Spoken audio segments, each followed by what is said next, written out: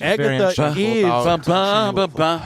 very unshameful. very unshameful. Good stuff. So yeah, so we're gonna dive. Up everything. It was Agatha all along. Actually, it wasn't. It wasn't. It was Billy all along. Okay.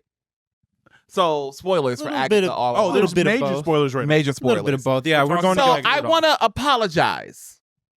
I'm a pull a Lear. I'm gonna apologize for my shit talking on Agatha all along. I'm sorry, Marvel, Catherine Hahn, the little twink who plays Wiccan. It's Joe Locke. Joe Locke from Heartstopper. I want to apologize. And Jack Schaefer, writer. Jack Schaefer. and Aubrey Plaza. My queen, Patty LaPone. Patty LaPone. This is an apology from all. Well, I'm not going to Not for me. apologize. I'm going to apologize. Once I saw the trailer, because I was all the in. first few episodes I wasn't hooked. Because it wasn't until later on. Like it was good, but it wasn't like Yeah. pulling. Yeah. But so, and then like again, the camp kind of throws me off sometimes. Like it's just annoying. But then when you watch it all at once, this is one of those instances where it should be binged, because binge we have the conversation a lot, binging versus episode to episode. Yeah. Agatha All Along is a binge TV show, because when you watch it week to week, you can lose focus on the plot, and especially with the tone and everything, it throws you off. When I watched it the second time around all at once, I fell in love with this show. This is my favorite Marvel show. Nice. This is my favorite Marvel show since the Netflix shows. Because of the witch storytelling, because some shit you didn't see coming. We knew Homeboy was gonna be Wiccan, but did we know he fucking created the Witch's Road? Yeah, that was. I didn't see that coming. Some people did see that coming. I did not see that coming. I've seen a lot of people like hinting at it early on, around like episode 6. Hold on. Definitely into episode 7. Oh yeah, we could probably turn the cool air on too. Yeah, I can't. If you just flip it that way. Yep, there we go. Perfect. Everything you own is unboxed. But a lot of people were speculating that he had made it early on, like episode 6, episode 7, and just confirmed in episode 8. And I think I do agree with you, but I think the show, like the first few episodes, are only better after you finish it. Yeah, you appreciate after you find out all the things that you're like, rewatching it, you're like, oh, there it goes. Yeah. Like, oh, go ahead. It's fine. Everything just makes sense. Yeah. Everything just makes sense now. Like, I was thinking about, the Witch's Road song and how they were in the basement arguing about the lyrics. And of course, Agatha would know the lyrics. She wrote it, but she just allowed people to think that she didn't know what she was talking about. Or the, what's her name? The Asian girl, her mother making her version of the song a protection spell because she knew it didn't work. So she made her song a protection spell. Like, it just, shit that just went. Another one, sorry to cut you off. No, you're fine. Around that same part that I was kind of like questioning was when they said you needed to all be witches, and then they used the random old lady. Yeah. So then I was like, she just did it. Come on, bitch. Well, that's why a lot of people. Come on, bitch. Yeah, that's like, why a lot right. of people were speculating Joe Locke created the road early on, because the doors didn't show up until he got downstairs. Oh, okay. Yeah. And he created it. And then also,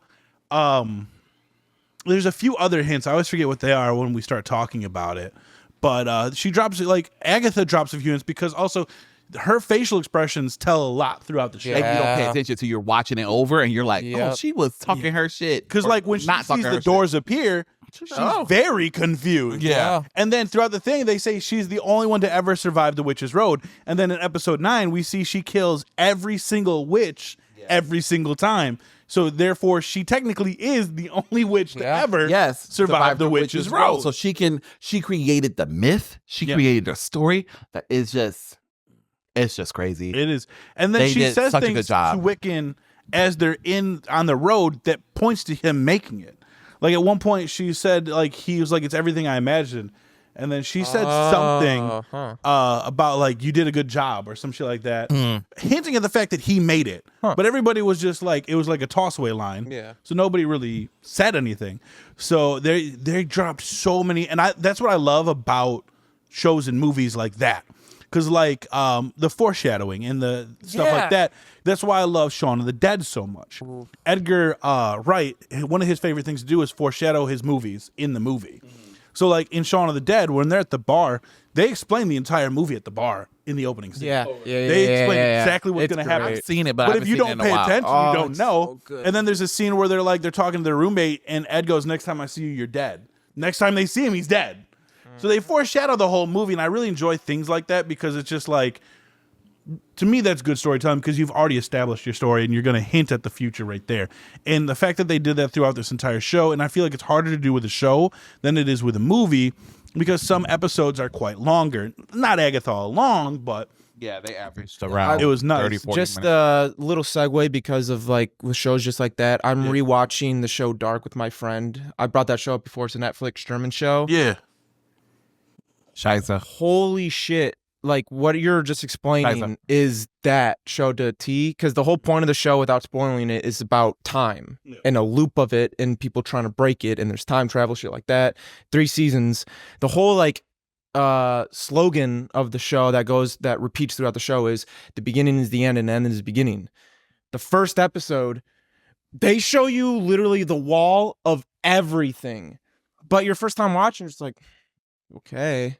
Rewatching again my second time, I'm sitting there like just the first 2 episodes, almost every 10 minutes, I'm like, oh my God. And that episode of Agatha where they were going through like the time where she was like doing the Dr. Manhattan Episode shit. 7? Yeah. With Patty LuPone? Dark is exactly Patty like that. LuPone's Story Yeah, Dark episode is very much like that. broke my where heart. Nailed they that. have to keep going to points. That broke and once my they go heart. to a certain point, and it was done. it makes sense. It was done in a way that it wasn't confusing. Usually when they do time 100%. jumps like that, like episodes like Patty LuPone's episode, where they pop in and out of time and different points to try to make you connect A to C to B to D. D. Giggity. Usually when it can be very, very confusing and you have to rewatch it a couple times or be like, what the fuck? Or sometimes it feels like it's convoluted and you just have to like, okay, yeah, it makes sense. It made sense from jump. I think the way that it made so much sense is because like the way they wrote that, I don't know who, because Jack Schaefer's a writer on the show, but I'm sure there were other writers and stuff like that.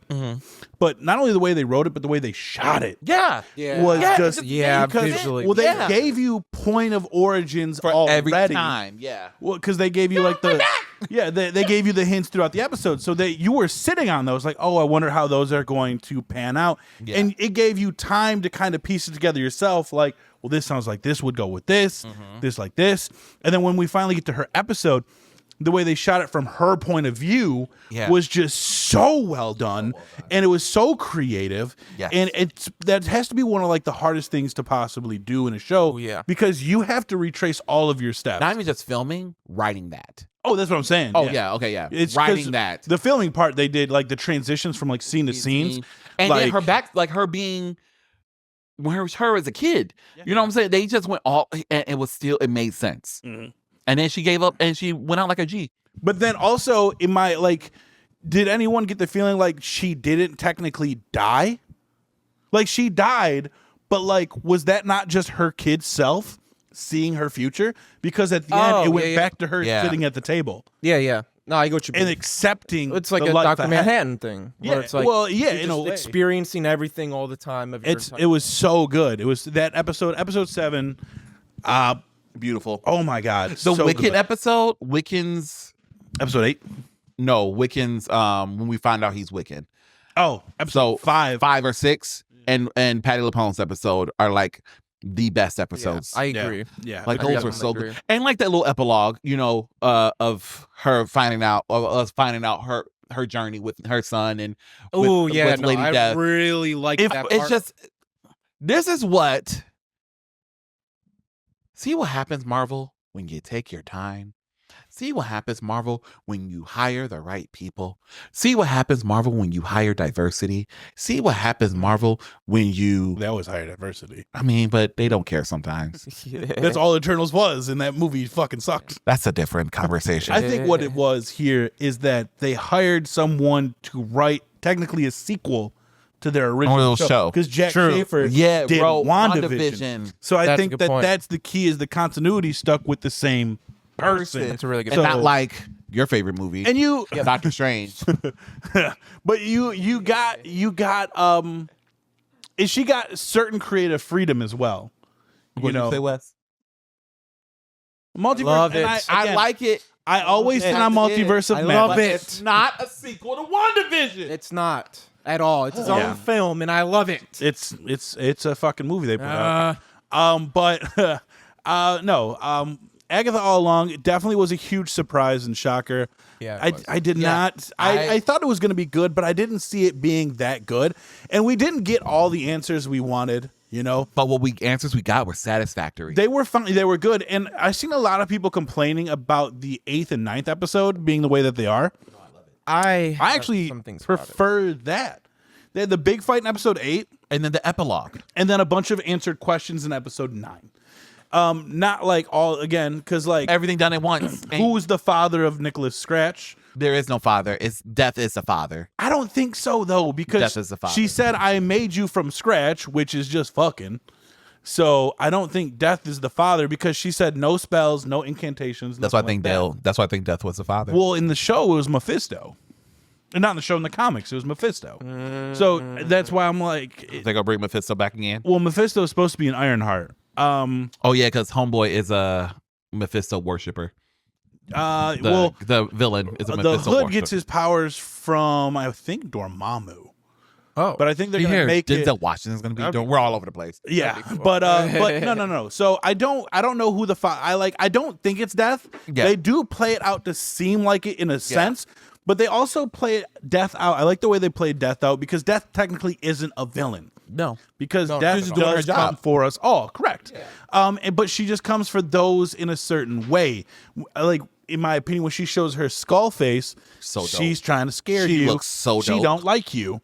But like she came to what was her name? Was it Allison Wu? Yeah. When she came to her in episode 8, it was her friendly face. Yeah. And she was like, "You did what you were supposed to do. It's your time." Help someone protect. You're a protection witch. Protect you. Didn't you protect someone before you died?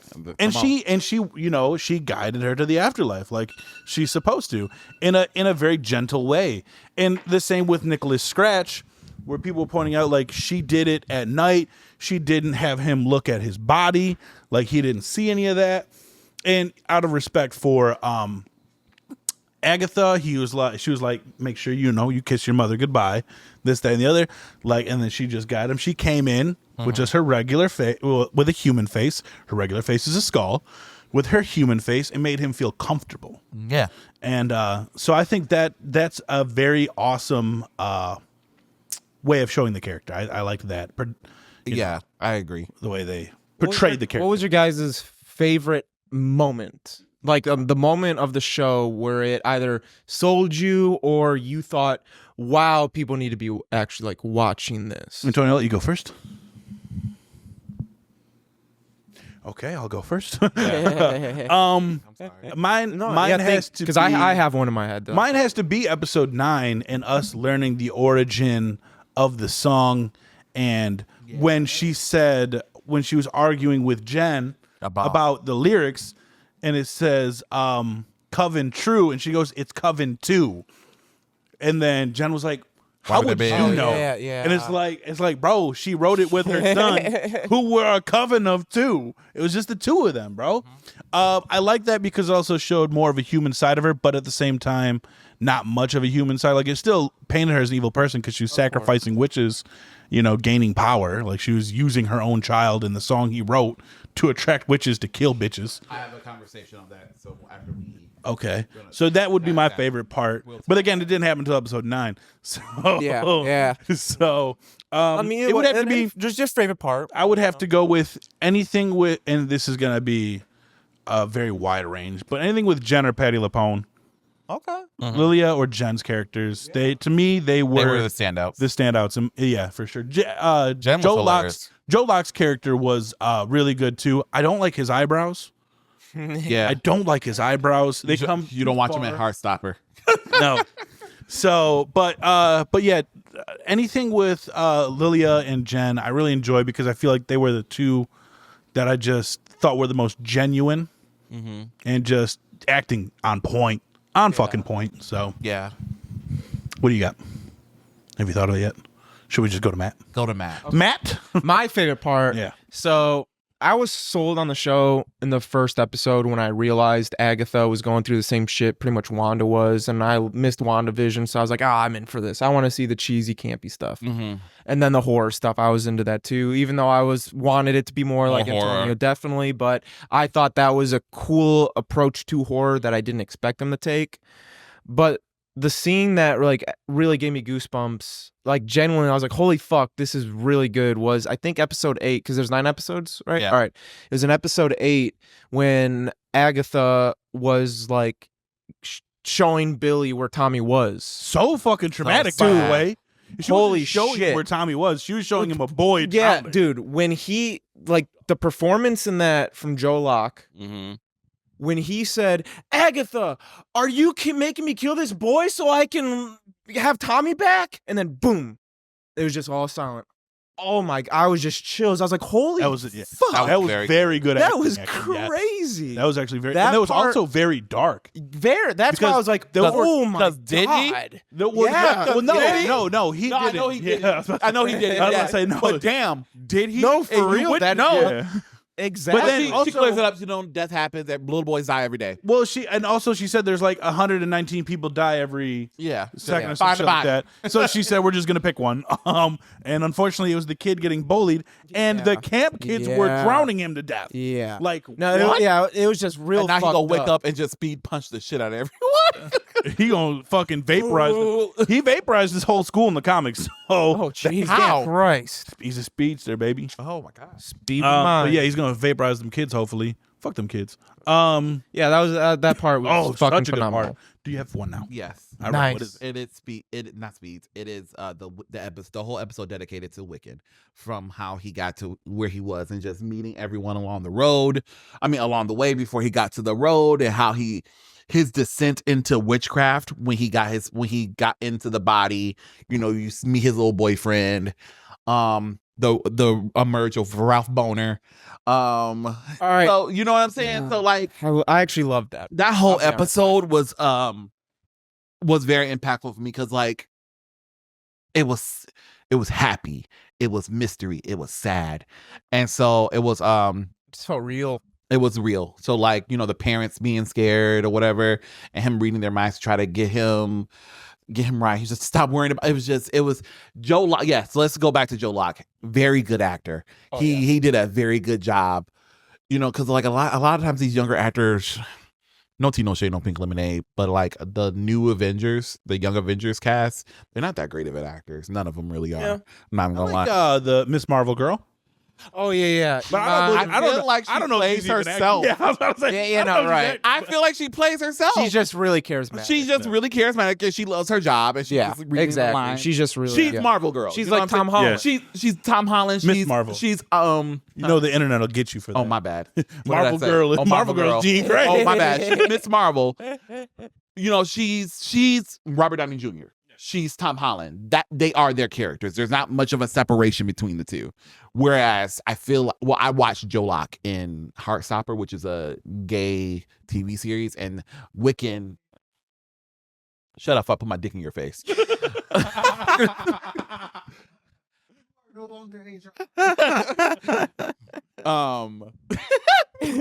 Sorry. That was the strike. That was it. No, it ain't. I am in mourning. Anyways. Oh. So I watch him in Heartstopper, and Wiccan and the character he plays in Heartstopper are two very different people. Oh, So it was nice to see. I didn't, because like I was scared for a second with his acting. I was like, girl, this is gonna suck. But he does a very good job in this show. And like, again, showing his episode dedicated towards him. Because yeah, in the first couple episodes, he's just like, come on, Agatha. Oh, we're on the richest road.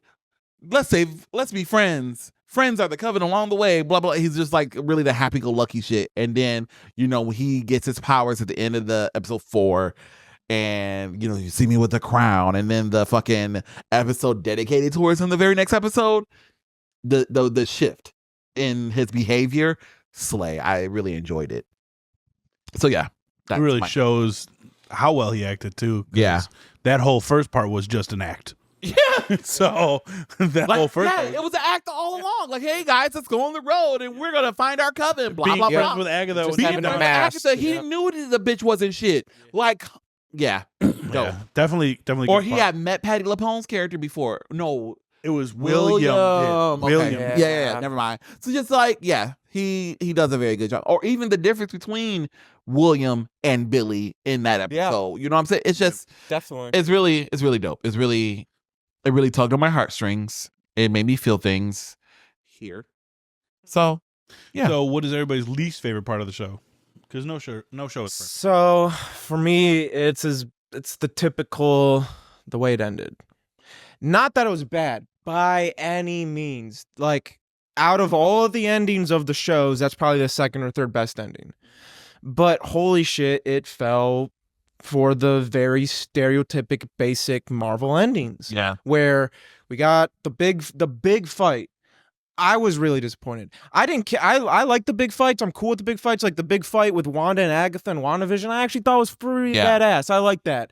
This fight, I wasn't, because it was a close up of a death on the roof of the house, just going, and then a close up of Agatha going, and then some little bit of a CGI, and then she kind of floats down, and then they do the same thing back, and I'm just like, the big fights in a backyard, like these little thing, and they're not even causing destruction. All the budget went and then when Wiccan came in, it was just fell out of place. I was like, I actually like the suit. I think it could look way better. Yeah. But the reviewer come out of nowhere like, all right, I'm going to fuck off with my newfound powers and I'll come back as an Avenger pretty much, like as a superhero. It's like, it felt really cheesy and forced.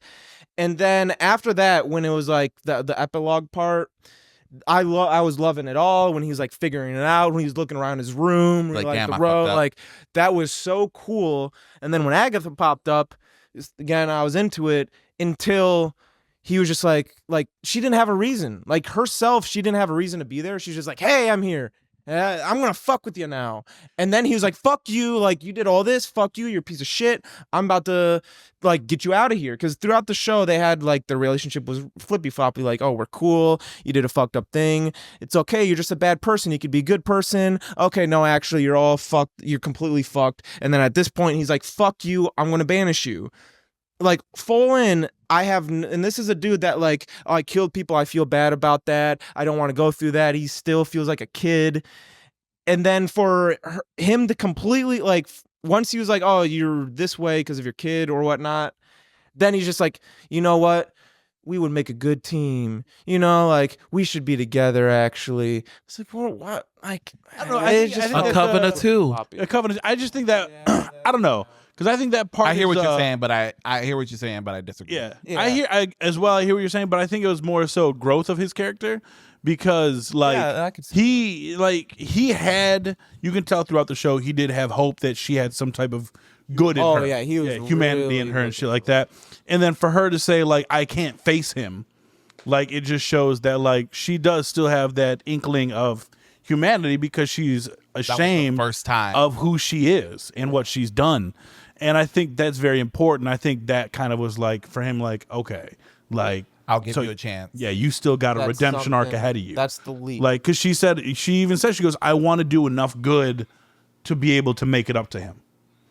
So, and I think because I always believe in, like, my favorite part about superheroes is second chances. Of course. You know, that's why Batman, Spider-Man. That's why they don't kill. You know what I'm saying? Mm-hmm. Punisher. You don't get a second chance. And you know what? Sometimes we need him too. But no, I get what you're saying though. That big fight scene at the end. At the end of the day, that is to me the worst part of the show. Nitpick. But it is a nitpick. Yeah. That's why I wouldn't. I liked and again, I'm gonna bring up Dirty Sprite 2 real quick. Doctor Strange 2. Okay. Because I was gonna say, one thing that I did, the one thing that I did like about Doctor Strange 2 was how easily Wanda killed everyone in the Illuminati. Yeah. Because it shows you how strong she is. Yeah. And I think that is true to the source material. So in the end of Agatha, they're fighting death. You can't beat death. And so if they started getting the upper hand on death, that's when it's like, well, that's not far-fetched. Yeah, that's not right at all. You can't get the upper hand on an entity that can't die. Yeah. It is death. So I think like them trying to push back as much as they can, but ultimately in the end, one of them had to be sacrificed because death wanted that body. Yeah, I like that. Death wanted that. So it was inevitable. All they were doing was trying to enable the inevitable. And it didn't work. And I enjoyed that part. But I agree with you, the fight was a little just kind of cringy somewhat. Yeah. And then him just kind of floating in with a new suit. Like, where'd you get that? I know you got reality powers, but like that's what you thought of. Yeah. So yeah. I asked about the least favorite because I have one that's been bothering the fuck out of me. And I think it was so, in my opinion, just pointless and dumb. And it is the Salem 7. Oh yeah, they serve no purpose. You introduced this group of people who are hunting Agatha. I forgot all about them for a second. And they're like, and Death is like, oh, you better watch out for the Salem 7. And then Patti LuPone just fucking one-shots the whole team in her episode. Like, they literally did nothing. Yeah. They distracted them for a second on the road and then got one-shotted by Patti LuPone. Yeah. I'm like, bro, what was the point That's a very of true you? point. I didn't even think about that. Like they were lingering in the background the whole time. Like when they were walking through the fucking like episode and they split no, apart. I'm talking about in episode 7 when Lilia and Jen are in the fucking down fucking tunnels and they're like, the Salem 7 are coming and they start like creeping through the hallway. I'm like, that literally made me feel uncomfortable the way they walked. And then next thing you know, they just get killed super easily. Yeah. Like these 7 witches who are supposed to be just insanely strong and gravity got them. Yeah, that's very true. They got killed by gravity, bro. Yeah, like, that's very true. Come on, bro. How does getting impaled like?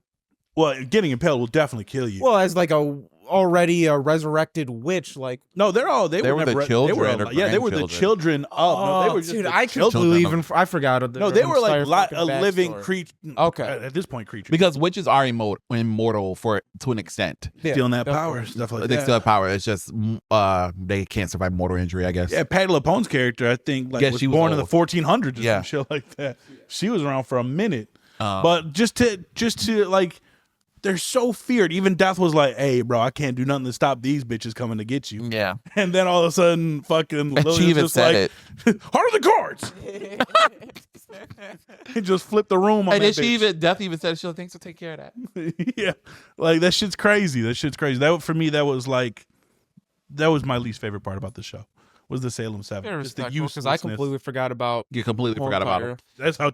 Yeah. Yeah, I agree. That was probably because like they serve no purpose. But my least favorite is just the inconsistent tone. I agree. When you were saying about the campiness before, I was like, no, I'm cool with it the first 2 episodes, but then sometimes it started getting. I was like, just the inconsistent tone. Like I don't know whose trial was it. It probably be Agatha's trial. But with the guitar and the that was Alice's. That was Alice. And then for her to die, you know what I'm saying? That just felt so misplaced and so misdone, and I really didn't like that. Also, I seen a lot of people asking and like critiquing about Alison Wu's character, not after she fulfilled what she wanted to do. Yeah, she didn't get off the road because you notice when Jen was unbound, she got off the road. Yeah. When Joe Locke found a spot for his brother, he got off the road. When Agatha did whatever she had to do, I forget what she had to do, she got off the road. But everyone was like, Alison Wu's character didn't get off the road. I don't think her purpose was to break the curse because they said her mom was lost on the road. Her mom was dead. Her mom was dead, but the rumor was that her mom was lost somewhere on the road. So in my opinion, I think her actual ultimate goal was to find her mom, which she never would. She was never going to do. She will in the afterlife. Okay. So yeah, she left the road.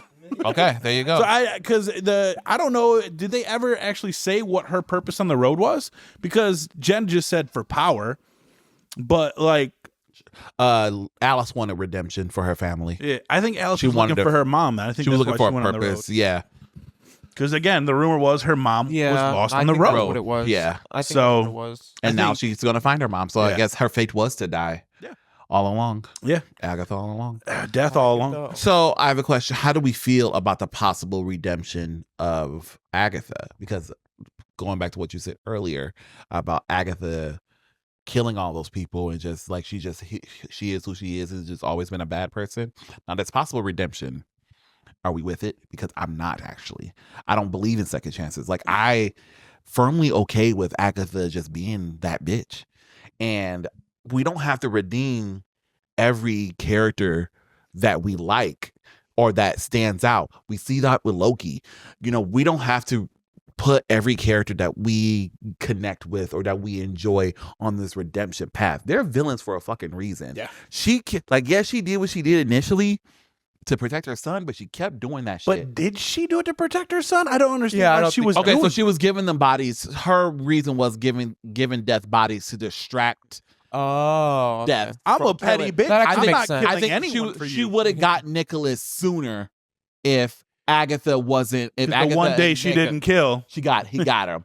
So I think there was just. I didn't even that's realize how all of that. it started. Okay. That's how this actually really whole crazy. thing started. Was they started killing people, or started luring people on the witch's road to distract death, so they won't come for Nicholas. Yes, that's the part I would have been petty afterwards. And then afterwards, because she kept killing afterwards. And so why are you giving your girl what she wants? Exactly. Yeah. So you were doing it because you were mad and you just wanted power. You're just a villain. She had every intention on getting everybody in that room, and she was, including Wiccan. Yep. And She had every intention to kill all their asses. Yep. You know what I'm saying? She's just a villain, and it just bothers me sometimes that we are always trying to have a redemption arc. I think about Azula from Avatar: The Last Airbender, and that's another character people really root for have a redemption arc.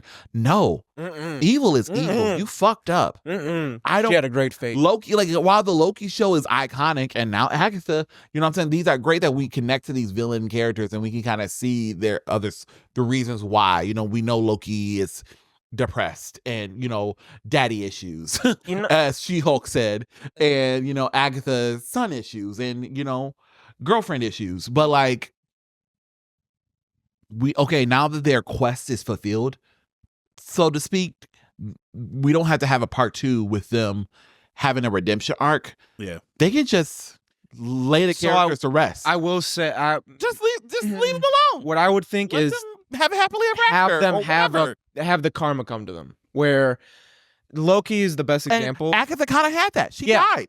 Exactly. And you can go see your son and face that shit. Yep. No, don't have a reason.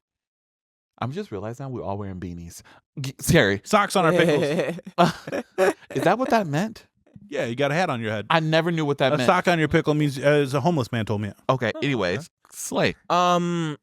Is we're learning a lot. Not showing the redemption. They kind of do it in Penguin, where you know you humanize them. You humanizing kind of. First of all, real quick, let's be honest with ourselves. There is no humanizing of the Penguin, especially after the last episode. Yeah, what did he did to his brothers? Where he killed his brothers. Yeah, no, so he could have alone time with his mom. Bitch ass bitch.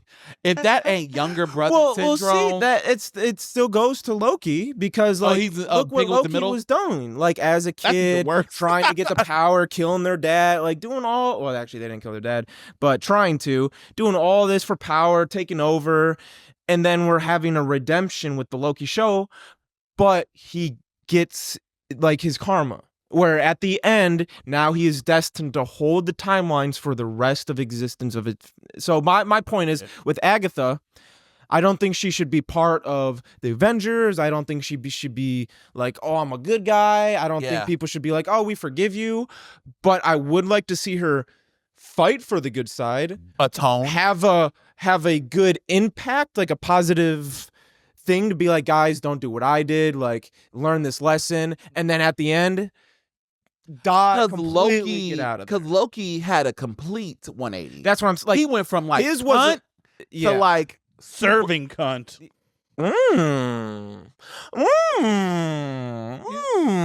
did it the right way. Good for you. I like that.